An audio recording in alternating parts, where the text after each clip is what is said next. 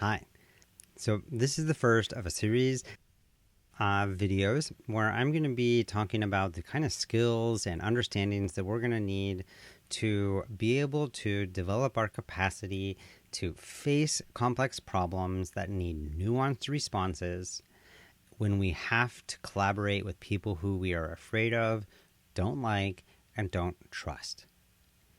This entire democratic and political culture is only going to work if we want to commit to making it work. So whatever your concerns are about the United States and its democracy, if we let this whole thing fall apart because we were afraid to try to interact with each other or didn't want to see if it was worth trying to save, it would just be a real shame. And it would also cause a ton of suffering, not only for the United States, not only for our grandchildren, but for the whole world. So somehow we're going to have to grow in our capacity to deal with this. But let's start by understanding why it's a really hard thing to do. It is hard to live in a diverse society facing complex challenges. And the reason it's hard is because it's in our neurobiology. We are hardwired to want to avoid complex things, and we are hardwired against interacting with people who are different than us, or better said, we are super hardwired to interact with people who we look like and feel like and sound like and think like us. So I'm going to talk a little bit about how this manifests itself. And there's actually a whole world of cognitive biases that are constantly going to be popping up in our head, and they're just naturally human things. But a cognitive bias is basically a tendency to think in a particular way that can lead to recurring deviations from rational judgment. So basically, various things, shortcuts or things that we have going on in our head that make us not think rationally about whatever's going on around us. Now, some of these are just information processing shortcuts, just way of just cutting to the point. Some of them are because our brain just actually can't handle all the information that we need to take in. Some of them are motivated by emotional or moral things. And some of them are the fact that storing and retrieving memories is actually not a very perfect process. And some of them are cognitive biases that happen because of our society. And I'll just say by explaining that these are totally human. So I actually want to take you on a tour of cognitive biases. And I recently discovered this infographic, which was collected by Visual Capitalist and created by Design Hacks. So let's check it out. So this article here, they have collected 188 cognitive biases into one infographic here. And actually they have a really nice zoomed in version that we're going to use here. So they have these in general categories. One is we're having shortcuts on how we should figure out what it is that we should remember at any given time. And we also have biases that are coming from the fact that there's just too much information. So we just have to pick what it is that we want to look at. We don't actually look at all the information that's coming towards us. We also have cognitive biases by the fact that we just kind of need to take shortcuts and act fast. Oftentimes that means just going with what we know. And then there's also cognitive biases over here that are about the fact that we don't really understand the meaning of what it is that we're dealing with, and we don't have enough of a sense to sort of take that in.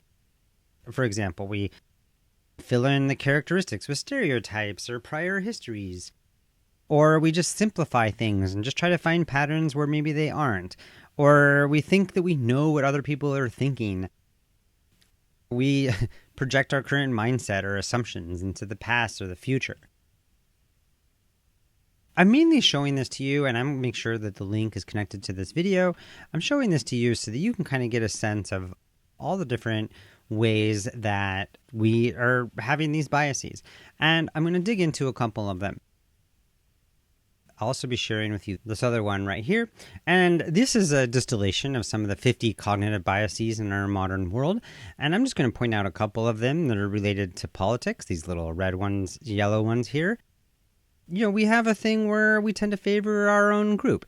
We tend to go along with whatever the group is saying, or our desire for conformity and harmony will kind of have us do certain things. There's lots of different ones here, and so I'll share this link with you and you can go ahead and explore it on your own. And there's also, really interestingly, a couple of like new modern ones that are kind of fun to look at as well. So here's the upshot. These things are totally human, and they are hardwired into our head, that in a sense that we will start thinking this way without really knowing that we're doing it. And I think that's just a really important lesson for us, to give ourselves a break sometimes, And so it's not that you get to avoid having these cognitive biases. Just like any implicit bias, it's not like you can necessarily avoid it, but the thing is to be aware of it when it's happening. So I do encourage you to check this out. But I want to share with you a distillation of some of our mental biases and cognitive biases that comes from a recent workshop that I attended, actually just yesterday. And it was at the National Conference on Dialogue and Deliberation. And the workshop was done by Martin Carcassonne. He is a professor at Colorado State University, and there he is also the director of the Center for Public Deliberation. And he has this great workshop that I've actually attended now 2 years in a row, called Reframing Democracy Through a Wicked Problem Lens. And so this graphic comes from him. Thank you, Martin. All right, let's look and see what we got here. So we have a tendency to just crave safety. And the safety that we're looking for comes from certainty and consistency. This makes me think about Freud has a pleasure principle, which is basically we have an innate desire to seek pleasure and minimize pain and discomfort. We want to avoid negative experiences. None of us like being wrong. So we want certainty and consistency. And given that we don't like being wrong, we tend to filter and seek and remember the information that supports what we already believe. We tend to want to accept confirmation and challenge the things that challenge our own beliefs. Oftentimes you might think, well, let me be open-minded. And then you go look at some information. But one of the things that we actually have, this is another cognitive bias, is something called the make sense stopping rule, meaning that we look for some information, we find the things that we already agree with, and then that's good enough. I think I can stop now. Also, there's an idea of something called motivated skepticism, which is a reason why we want to be skeptical of something, and we're going to keep on looking until we can prove that we have it right. Now, the other part is that we are hardwired to prefer simplicity and clarity. We want to avoid dilemmas and tensions and tough choices. And we are group-oriented. We like hanging out with people who look like us, think like us, and act like us. And, as he points out here, we love a good versus evil narrative. So this is actually pretty kind of serious situation, because generally our brain is trying to protect us from threats, and our brain actually is not distinguishing between physical and psychological threats. So anything that challenges our identity or even our understanding of reality are a threat to us, and they are just as scary as like a tiger jumping out of the bushes, even though I would be pretty surprised to see a tiger here, but a bear or whatever. The point is, we evolved to basically do whatever we can to keep ourselves safe. That's what our brain is trying to do. And one of those things we're trying to do is to avoid getting kicked out of the group. And that becomes really relevant in our left-right, us-them, polarized society. And this gets even more amplified with political issues. And there's some really cool science about that. And again, I'll give you some more links for those kinds of things. But basically, when we're in a group, even if it's like a totally arbitrary group, we will naturally start thinking about competition. And when we get into competitive mindset or in this group mindset, we actually will start wanting bad things to happen to the other people.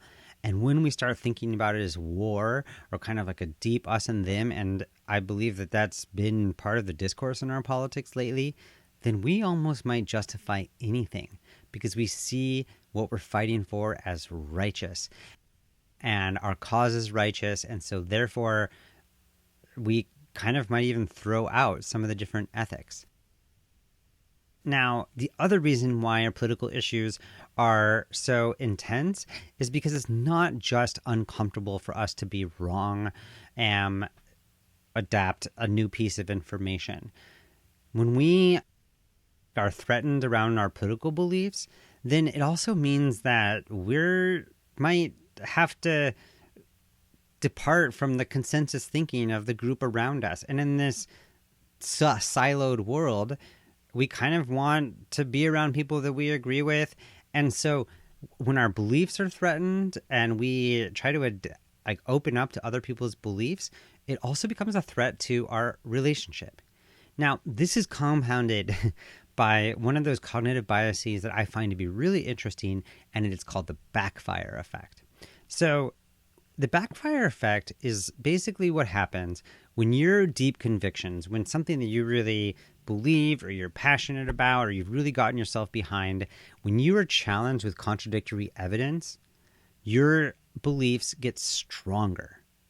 Now, it actually strikes a deeper emotional chord. I think this is just really important because I like to point out that no one in a single conversation ever convinced someone that they were wrong because of more data. But the backfire effect basically means that not only are you not going to change their mind, but it also is going to make them double down on what it is. So I'm going to do a little experiment with you with a little bit of an example. Now, I'm going to share with you something that might challenge your understanding of reality a little bit here. And so we'll start with this crazy fact here. Thomas Edison did not invent the light bulb.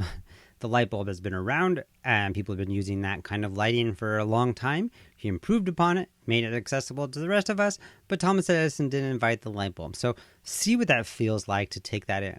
You might be like, oh yeah, that's interesting, cool fun fact.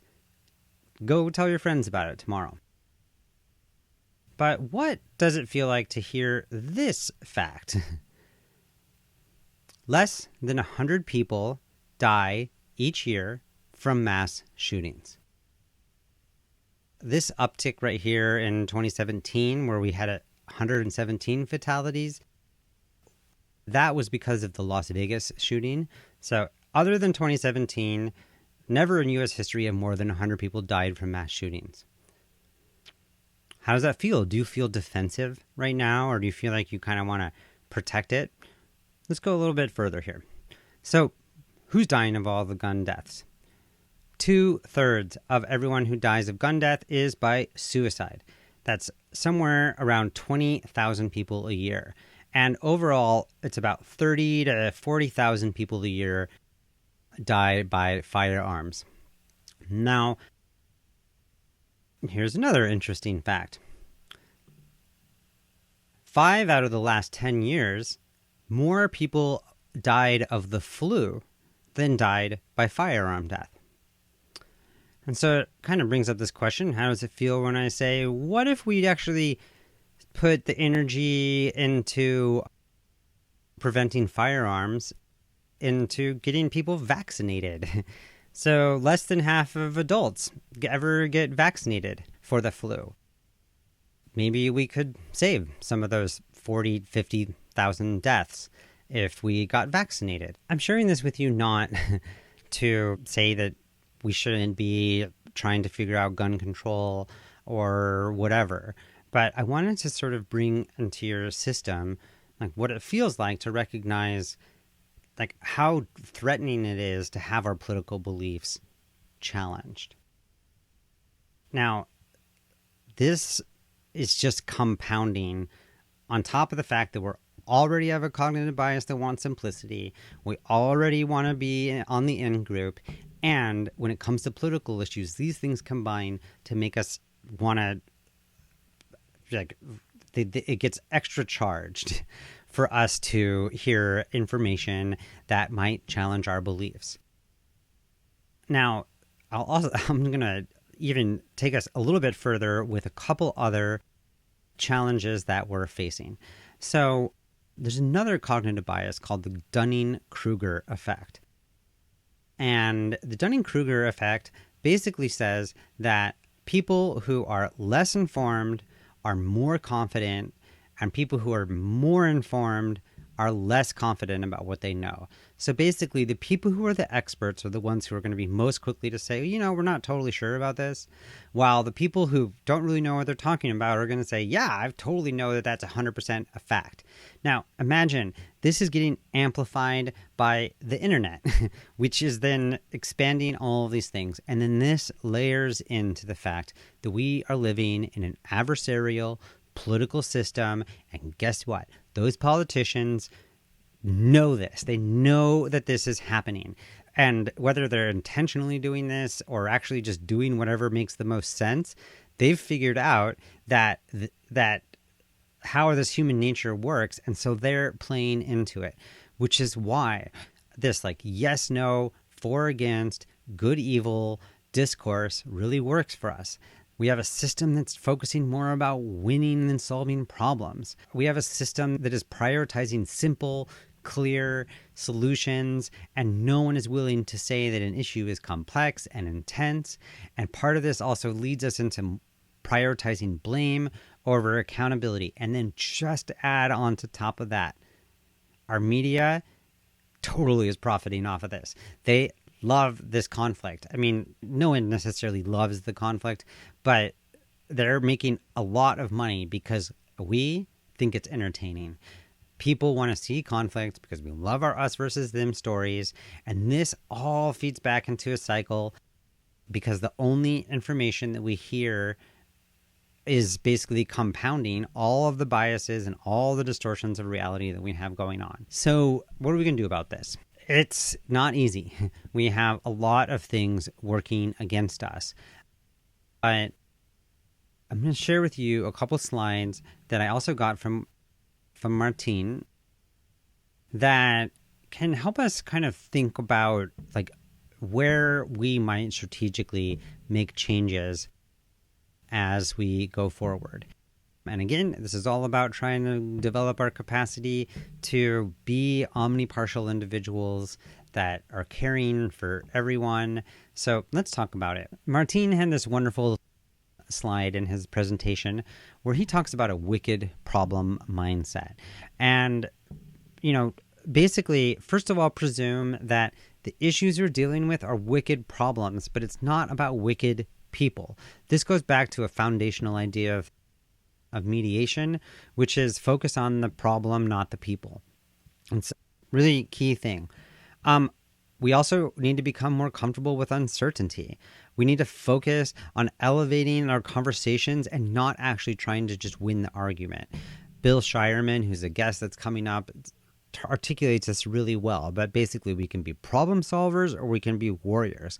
Fortunately, most people rather solve problems. And so what would it take for us to actually shift to being the problem solvers and not just the warriors that want to win at any cost? So in order to do this, you actually put your energy towards identifying, engaging, and negotiating the inherent tensions. We need to go and sniff out, wait a minute, this doesn't make sense. Cognitive dissonance is something that we need to be seeking for and leaning into. And we also need to work towards creating a learning community. And so here's the ways we can shift. We go from wicked people to wicked problems. We recognize that it's not about adversaries, but it's actually about these people who are adversaries are actually our collaborators. We need to stop trying to incite the worst of human nature and instead bring out the best of our human nature because we can collaborate. We've obviously proven that we can do this. If we choose to do it, that's the cool thing about humans is we can actually make it happen. And we need to shift from just picking out the facts that we like the most to actually trying to use facts as tools for understanding how we can address problems together. And here's the cool, simple trick. One thing we've also learned from brain science is that the most powerful thing we can do to overcome biases and tackle all these wicked problems is just to sit down and have a real conversation with people and figure out how you can find that state of mutual respect. So that's the invitation. What would it look like for you to be open to engaging with other people and learn about their truth and their reality and find out what the story is? This is something that we learn, is that once we realize that we're not fighting against a group, that we're, that each of these individuals has their own story, that they arrived at things on their own way. And that's where the magic can happen. So thank you for listening to this. Coming up, we'll talk about how as an individual do we live in ambiguity, and what are the different choices we can make when facing that reality. We're going to be tapping into some of the wisdom of Simone de Beauvoir and I appreciate you being here and for being on this journey and for wanting to grow as an individual, because you know what? We're all going to need it. Thank you so much for listening, and have a great day.